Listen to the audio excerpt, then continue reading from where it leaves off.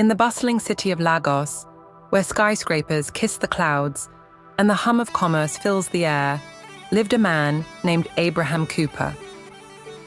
Abraham was a name known in every corner of the oil and gas industry across Africa. He had built his empire from the ground up, starting as a humble engineer and rising to become one of the continent's most influential figures in the sector.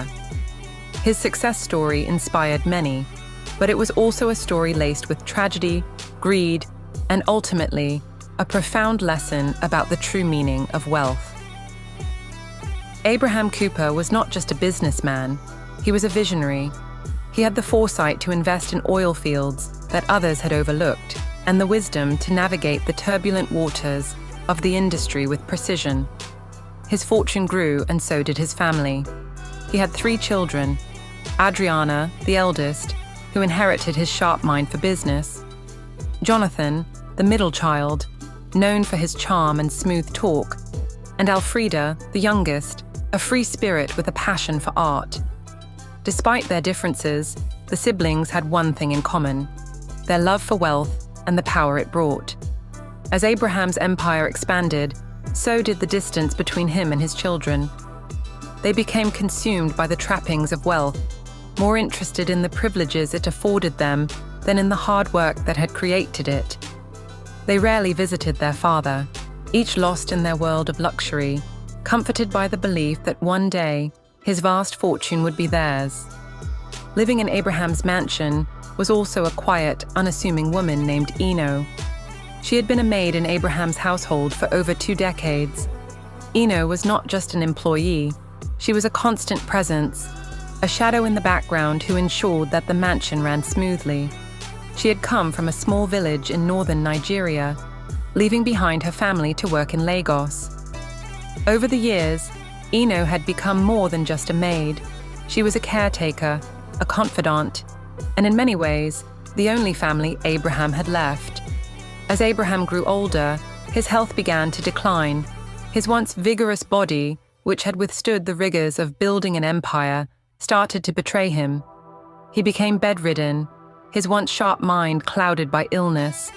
It was during this time that the true nature of his children was revealed. Adriana, Jonathan, and Alfreda rarely visited, preferring to send occasional messages through their lawyers, inquiring about the state of their father's health, and more importantly, his wealth. Eno, on the other hand, never left Abraham's side. She tended to him day and night, preparing his meals, administering his medication, and offering him comfort during his final days. Abraham, weak but still aware, noticed this devotion. He saw how Eno, who had no blood ties to him, treated him with more care and love than his flesh and blood. It pained him to see how greed had consumed his children, but it also opened his eyes to what truly mattered. One evening, as the sun dipped below the horizon and cast a golden glow over the city, Abraham called Eno to his bedside. His voice was weak, but his eyes were clear as he spoke. "Eno, you have served me faithfully all these years. You have been more than a maid. You have been my companion, my guardian. I have watched my children turn away from me, blinded by greed and ambition, but you have been the light in my darkest days." Eno, tears welling in her eyes, tried to protest, but Abraham gently shook his head. "I am old, and I have seen much in this life. Wealth is fleeting, but the kindness you have shown me is priceless. I have made my decision." Abraham passed away peacefully that night, leaving behind a legacy that would be remembered not just for his business acumen, but for the final decision he made. When his will was read, it sent shockwaves through the family and the entire city. To everyone's astonishment, Abraham had left the entirety of his vast fortune not to his children, but to Eno. The man who had built an empire on oil and gas had chosen to reward the one person who had shown him unconditional care and loyalty in his final days. His will was clear and unwavering. Eno was to inherit everything, from his sprawling mansion in Lagos to his shares in the most lucrative oil fields in the country. Adriana, Jonathan, and Alfreda were furious. They challenged the will, claiming it was fraudulent and that their father had been manipulated in his old age. But the evidence was irrefutable. Abraham had made his decision with a clear mind, fully aware of the consequences. The court upheld the will, and Eno became one of the wealthiest women in Africa overnight. But Eno was not interested in wealth for its own sake. She had seen firsthand how it had corrupted Abraham's children, and how it could turn even the most loving family members into strangers.